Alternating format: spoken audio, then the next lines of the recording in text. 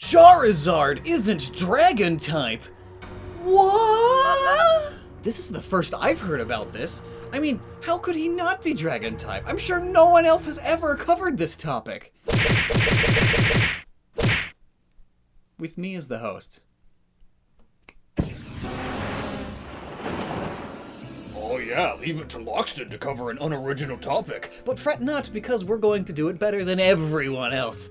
Yes, sir, because we're the best, and by feigning confidence, you'll possibly watch me more, because that works for others, right? But really, this is a debate as old as time itself. That is, if time started 12,265,920 minutes ago. Yeah, we calculated that out. But heck, I remember back on ye old playground, I started fights about this. Charizard was a big deal back then, and honestly, he still is huge. Sort of a mascot for the game. In fact, it sort of was one at one point. You can check out that whole rabbit trail in this here video. But in this video, we're going to be talking about a trio of terrible typers. No, not words per minute. I'm talking about Charizard, Aerodactyl, and Gyarados. I mean, why do these poor, obviously dragons not get to be dragon type? Alolan Exeggutor gets to be dragon, and that's just stupid as heck. It's a stupid stick. Even the Wikipedia article has jabs at Charizard's inability to be a dragon. I'm not kidding. Look here. Even though Charizard gains the flying secondary type instead of the dragon type upon evolving, it belongs to the Dragon Egg group and learns dragon moves like Dragon Claw. I feel like whoever wrote this article is pretty salty about this. But I mean, if it looks like a duck, walks like a duck, sounds like a duck, then it must be a duck, but whoops!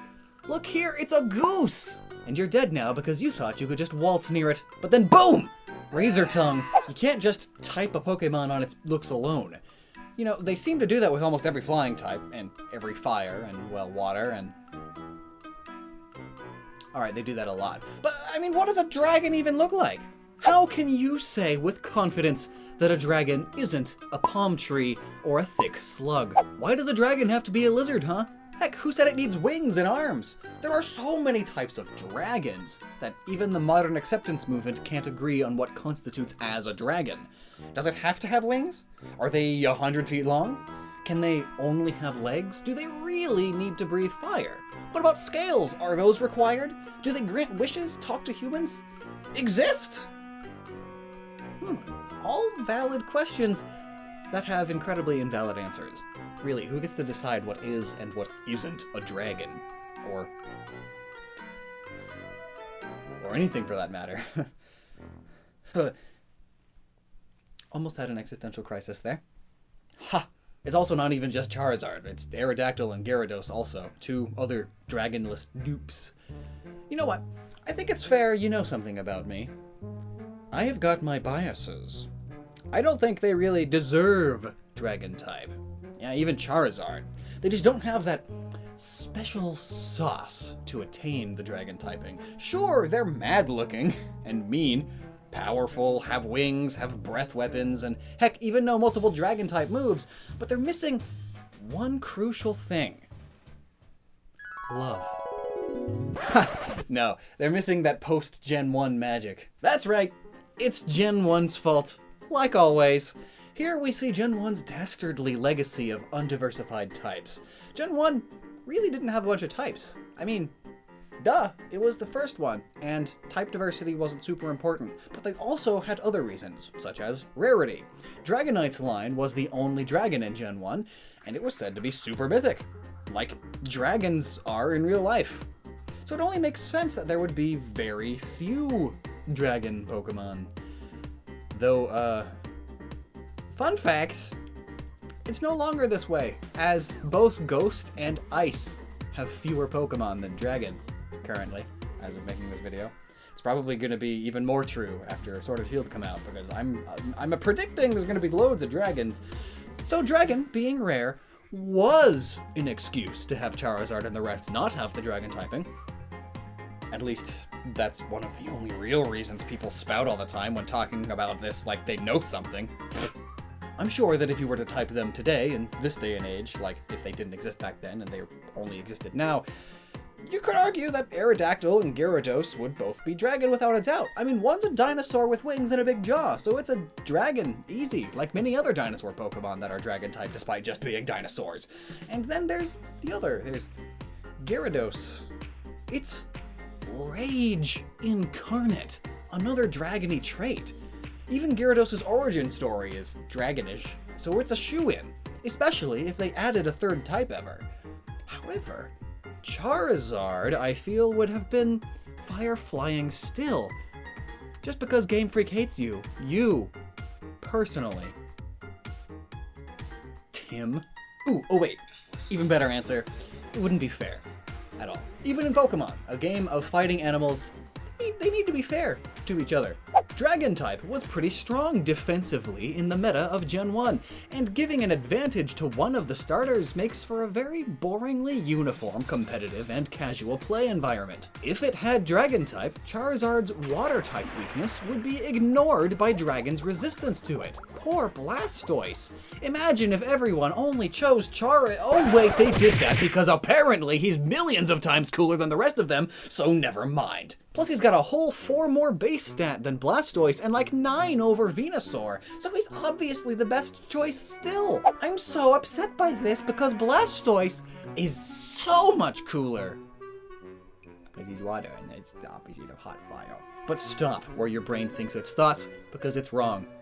I'm wrong too. We're all wrong. Because it's not like Game Freak even thought about all this. Honestly, you people give them way too much credit. Even if the type advantage could be looked over, there's still this major factor. They don't just give out the dragon type to everyone. Plus, it's not even like the type is that good. It's the stats. Dragons, on average, have much higher stats than regular Pokemon. This makes it sound like the dragon type is a really strong type, when really, that's only partially true. You see, traditionally, the dragon type Pokemon have been the pseudo-legendaries, so their stats are all very high by definition. This, however, isn't actually a true reflection of the type. Just circumstance. So all of that unfairness and stuff gives Charizard not the best case for being a dragon, especially if you start looking at Charizard's origins. When Gen 1 was being developed, there were no plans to release it in the West at all, and, well, Japanese dragons look nothing like Western ones. When looking to Charizard's Japanese name, Lizardon, meaning lizard of flying, there's nothing in there that screams, I'm a dragon! Instead it screams, it's a flying lizard. Which is a thing, actually. Check it. Flying lizards. That's what they do. And if we look to the much more recent Mega Evolutions, it helps solidify the fact that Charizard isn't a dragon. At least in terms of typing. If we look at Mega Charizard Y, we see that it just gets bigger. Gen1joke.jpg. Nothing really stands out. Charizard gets edgier and its features act like other Megas. In a way, it's more Charizard-y. Take Charizard's traits and exemplify them. It flies faster because that's what Charizard is about. It is a flying lizard, hence the name. Megas are an enhancement of the Pokemon's truest form, so in this case, it's non-dragon. Whereas Mega Charizard X gains the dragon type, and the design changes drastically. The wing structure changes entirely, his body gets more horns, and the traditional spine spikes like many Western dragons have. It emits a darker aura, a much more magic-y, draconic essence. All things that it lacks in its other forms. If you take a look at our What Makes a Dragon Type video, you'll totally understand what I'm talking about. All in all though, when they took Charizard and made it more Charizard-y, it stayed the same type. But when they changed Charizard drastically, even the color of its fire, now it's dragon type.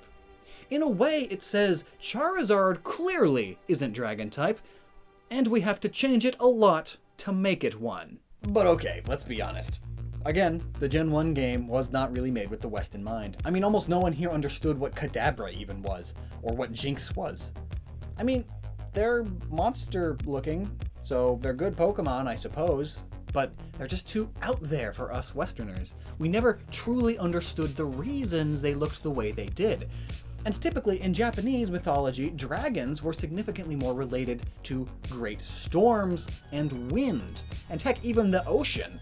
But fire, it was there, but not so much compared to Western dragons. But Lockstin, you said wind and storm, so why isn't Gyarados dragon type? He's literally storm incarnate. Well, you got me there. But if you give me a moment, I'm sure I can talk it away. Let's go back to the storm wind thing. Generally, when you think of storms that are destructive like dragons, you would think lightning, tornadoes, and hurricanes, yeah? Well, that's correct. Yeah, of course I'm correct. So, it would then be true that any true dragon would be able to do these things, these moves, such as Thunder or Twister, which is a dragon move. And with the wind and eastern dragons in mind, most of them are wingless. And despite being wingless, they can fly. Gyarados can't fly, while Dragonair can. Because it's a dragon. Gyarados ain't. And then Thunder. Yeah, Gyarados can technically learn Thunder through TMs, but not naturally, at least. But at least Aerodactyl can naturally learn Fly, so there's that. But when we look at Dragonite, we see that its move pool is much larger in terms of traditional dragon abilities. Plenty of elemental aptitude. Is that even a word? It is now. Now, as for a good lore reason, though, Gyarados isn't a dragon when you really dive into its origins. So Magikarp's evolution into Gyarados is based on a Chinese legend involving a carp climbing a waterfall and jumping over the Dragon Gate. Doing so would cause it to become a dragon. That much is pretty easy to understand, and clearly, Magikarp just turned into a Chinese dragon here. However, and a lot of people miss this, it's common in Japanese legends for dragons who abuse their power to lose its dragon status and become nothing more than a flying serpent. Let's think about what Gyarados is known for in Pokemon. Oh yeah, Rage Incarnate can think of nothing but destruction, and it destroys villages that slight it. I see. Perfect. That sounds pretty abusive to me. Sometimes I think Game Freak might have actually cared back then, but then again, it's probably just a nice coincidence. Though Gyarados' stats are still rather impressive, basically comparative to a dragon's stats. I mean, 540 is nothing to sneeze at, only coming 60 short of Dragonite's 600. Also, while I was looking into this, did you know that Alakazam also had 600? And that just goes to show that Gen 1 balancing was way bad. Absolutely terrible. I can't believe people like it. So terrible, in fact, that there's actually no big reason Dragon was even good, other than, of course, its resistances. I mean, there was only a single dragon move back then. Yeah, Dragon Rage, a move that Charizard, Gyarados, and even Aerodactyl could learn in Gen 1. And this move wasn't even affected by type advantages or stab bonuses, because its whole thing is that it does 40 HP and damage, period. The one attack that dragons can use better than non-dragons. They don't use better than non-dragons because it's a metagaming move instead of real. But that is also another reason why Dragon was so strong in Gen 1, as Dragon was effective against Dragon. It's one of its only two weaknesses. But there's no actual Dragon moves to use against them. This is important in Gyarados' case, as if it were Water Dragon, it would essentially have no weaknesses at all, as Water covers the only other Dragon weakness, Ice, and Dragon covers Water's weaknesses, Grass and Electric. Gyarados would be basically immortal. Plus, Game Freak may also have already had a Sea Dragon in the works, with Seadra eventually evolving into Kingdra in Gen 2. Notably, they also added a lot more Dragon moves in Gen 2, so this fight isn't absolutely impossible.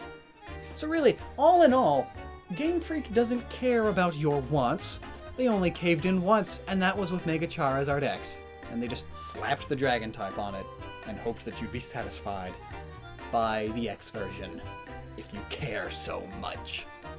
Gyarados is actually an interesting Pokemon with good reasons to be both dragon and not dragon. It's got good reasons for both, with the whole flying serpent if you abuse your dragon powers thing.